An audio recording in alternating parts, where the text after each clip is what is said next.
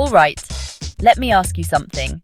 Have you ever seen a photo or video where two people stand at opposite corners of a room and one looks like a giant while the other looks tiny? No, it's not magic. It's not Photoshop. It's something way cooler. The Ames Room illusion.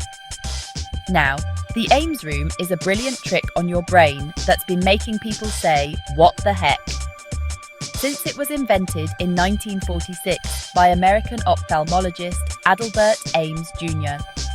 On the outside, the room looks totally ordinary, a classic square room, just like you'd find in any house.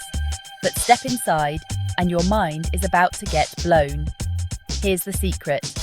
The shape of the room is actually a distorted trapezoid, but it's designed to look like a regular rectangle when you peek through a tiny peephole. The floor is sloped, the ceiling is tilted, and the walls aren't even parallel. But your brain doesn't catch any of that. Why? Because you're seeing the room from just one fixed point, and your brain assumes everything's normal. That's how we're wired, to trust our eyes, even when they're being tricked. So, when a person walks from one corner to the other, it looks like they shrink or grow right before your eyes. Kind of like a real-life optical illusion. If you put two people of the same height in opposite corners, one looks like a giant, the other looks like a hobbit. But swap their spots, and the effect reverses. What's wild is that this isn't just a party trick.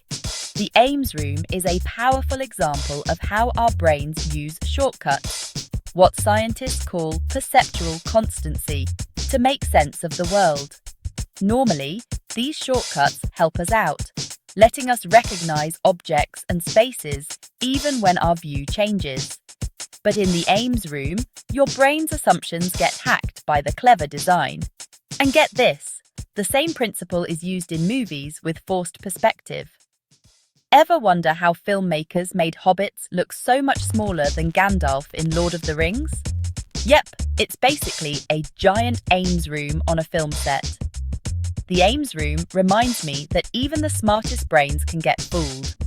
It's a perfect example of why science is so awesome. There's always more going on than meets the eye. So next time you see something that looks impossible, remember, sometimes seeing is not believing.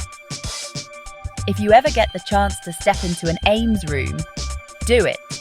And trust me, you'll never look at your own living room the same way again. Thanks for watching. If you love crazy science illusions like this, hit that subscribe button for more.